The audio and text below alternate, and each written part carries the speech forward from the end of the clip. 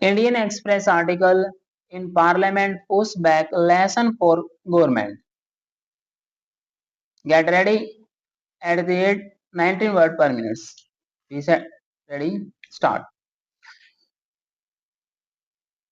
The defect of the constitutional amendment to implement women's reservation in Lok Sabha is not a full stop but an enormously welcome and extremely consequential pause.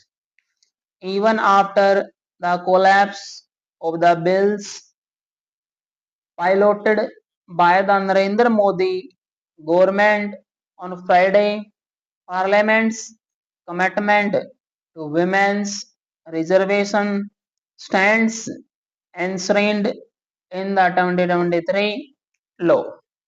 But for the Modi government, the failure of its bid to link women's reservation to expansion of the number of seats in Lok Sabha and state assemblies and a fresh delimitation after lifting the 5 decades long freeze is a setback it has not faced before.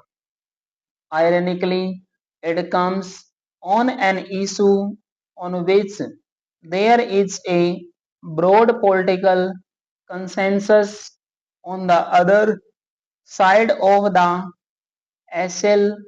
This is a moment of assertion for a united opposition which spoke in one voice, held together, forcefully articulated its concerns. It pointed to the government's haste and its inflexible turnaround from its 2023 position. It questioned the refusal to wait for data of the ongoing census, which will include caste numbers. Most of all, it flagged the cloud of distrust on delimitations, institutional mechanism giving rise to apprehensions that the intricate balance between equity in representation and federal firmness would be disturbed, that states would be pitted against each other. The Modi government will use this defect by lay claim to custodianship of the cause of women's empowerment and add it to its repertoire of political ideological projects. It will try to turn the political tables by painting the opposition as obstructionist and anti-women. In particular, Prime Minister Modi invoked a Nari Shakti that was gathering force on the ground.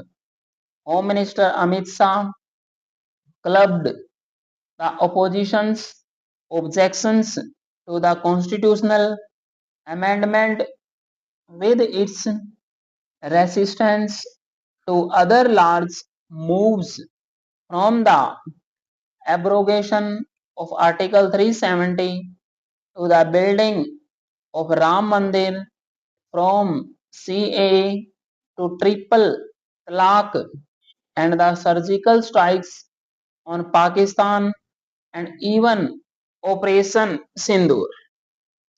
But the government cannot escape the verdict written plainly on the Lok Sabha wall.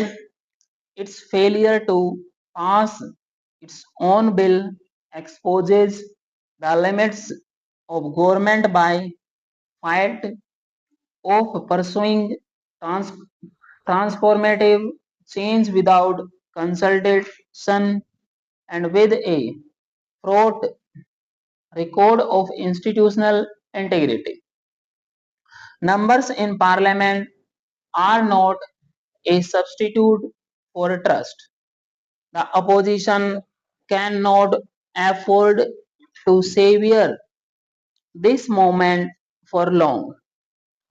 Stalling the bill and winning the national argument are two different things. It must find the language not just to sidestep the BJP's trap but also to communicate to the people why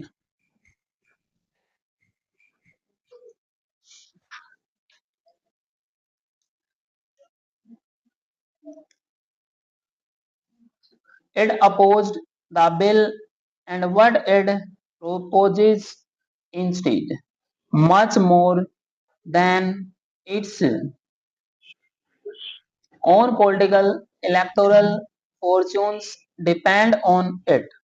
While women's reservation is long delayed and also backed by a political consensus, the process of implementation matters.